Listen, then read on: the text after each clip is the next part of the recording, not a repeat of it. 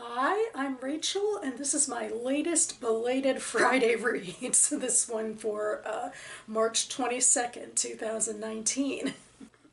But it's only been a few days since I last updated with an AM reading update, and yet I have gotten through a few things, so I'm happy about that. I made a schedule for myself to try to get through all the books on my March TBR before the end of the month, and since then I've had to already alter it a bit because Purim was earlier this week, and I participated at my synagogue, and that put me off track, so I had to make a new schedule for myself.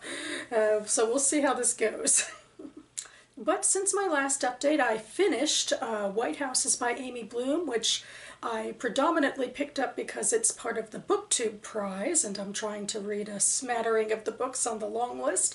This is a book that chronicles the relationship between our former First Lady, Eleanor Roosevelt, in the U.S., and Lorena Hickok, who was a reporter who she was really very close to in real life, and it seems like they could have very easily had a romantic relationship, and Bloom sees it through in this historical novel and gives them that relationship.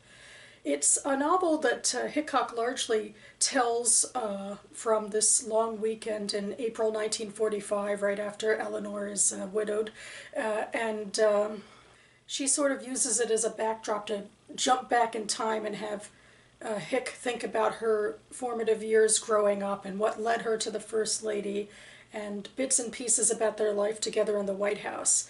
I don't think I found it quite as moving as I hoped to because it was so disjointed, and I wasn't as invested in the characters and the relationship as I hoped to be, although at the same time I realized that if it was told in a straightforward narrative it would have been too melodramatic, because this is real history after all.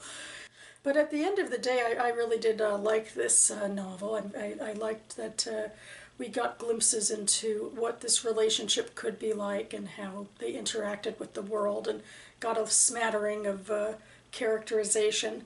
And I do think the final paragraph of this book I could have used in my concluding paragraphs tag a little while back, because I thought it was very poignant in explaining what love is like. So hopefully that one will stick with me at the very least. This is my third Bloom novel. It's very different because it is chronicling real history within historical fiction, and so I think that'll make it stick out. Next, I finished an audiobook that I'd been listening to for the last couple of weeks. It's City of Brass by S.A. Chakraborty. It was something that had been on my radar for a while because it was a very well received, it seems, in the SFF community, and its sequel comes out this year, so I put it on my anticipated reads list as a jump start for me to just give this series a chance.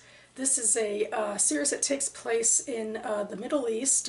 We start in 18th century Cairo, and our young heroine has a sort of a call to action moment where she is invited into a magical portal world, basically.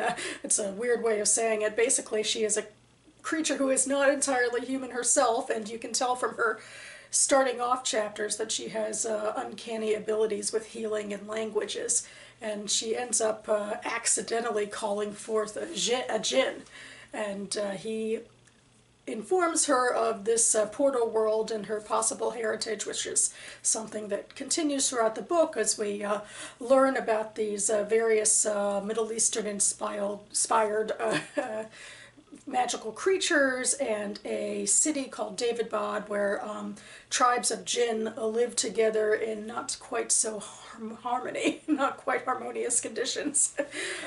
And then we get a second POV character other than our main protagonist Nahri. We also get Prince Ali, who is a prince of Davidbad, whose family is there after conquering it from the latest jinn tribe that had it before. And it's a novel that goes into a lot of world building and magical systems, so I liked it for that, and I think that's maybe what elevated it for people to think of it as adult fiction, because it has some staples of YA. At least in the beginning, it's very fast-paced, and we have a teenage or young adult protagonist who basically gets this call to adventure, this Bildungsroman, to get to know herself, and so that's a lot of staples of YA in there. We even get a smattering of romance, but I think ultimately Chakraborty was far more invested in her world building, and that's what set it apart as well. That being said, it didn't grab me as much as I thought it would. That kind of disappointed me. I think part of it might have been my fault because I was listening to this on 2x speed, and I guess I'm learning that that's just too fast for me. But I also don't think the characters popped that much. I don't know. It took me a while to get invested in them, and there was a pacing issue, I think, where it took half the book for Nahri to get to Daevabad, which I guess helped build up some of this magic and creatures elements with the Ifrits and all of that, but still it sort of started to drag a little bit. And I think it was her story and Ali's story when they were separate, it was a little bit too much information, and when they came together, that's when things got more interesting. But I am definitely going to go forward with the series and listen to it at normal speed, and hopefully Kingdom of Copper will elevate it more in my mind. Next, I'm reading The Beautiful and Damned. I've been saying The Beautiful and the Damned for the last few videos by F. Scott Fitzgerald. I guess that's more declarative and so proper-ish. This is his second published novel. I have about 2 chapters left before I reach the end. I definitely like this one better than This Side of Paradise. There's more of a story. The first book is about the courtship between our 2 main characters, Anthony and Gloria, and then in the next 2 books, it's about their sort of tempestuous marriage. They're living the high life. They're living beyond their means. They're partying a lot. They are both rather selfish, self-absorbed people.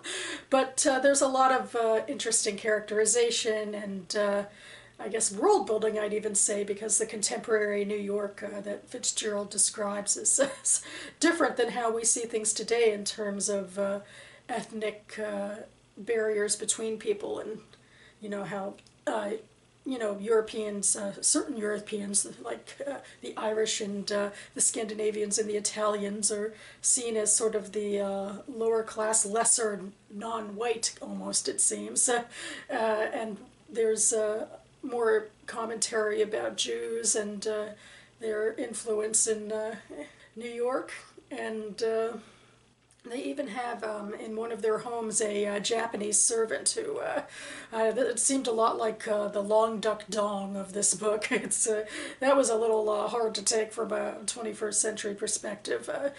This is not a novel of empathy, but I mean, heck, even the relationship between the 2, waspy leads, they have a lot of contention for one another, but it's not quite as dramatic as I feared. There still seems to be some love, and Fitzgerald, I don't even think is taking sides as much as I thought he might in Anthony's favor. He seems to see that both of his characters are flawed, so I like that. So yeah, I'd say it's an engrossing read, although it's just a very long read. These chapters are incredibly long. And it gives a really interesting look into the socioeconomic world of the rich and the famous, or the pampered and the lackadaisical of the New York set leading up to World War I. In fact, the armistice was just signed where I am in the book.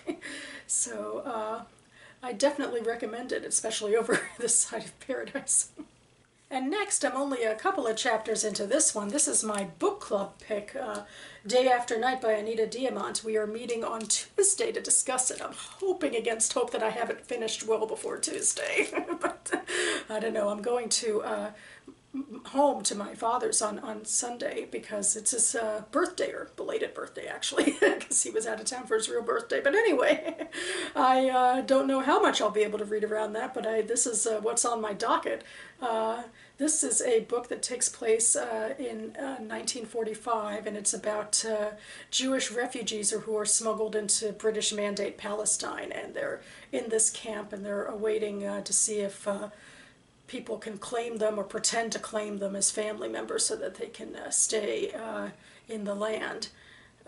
And so right now we're just sort of getting introduced to various POV characters and getting their harrowing backstories, as it were, but I think Diamant's doing a good job so far, I think, of drawing out different sorts of characters. So I have hopes for this book, and I will report back after I finished it.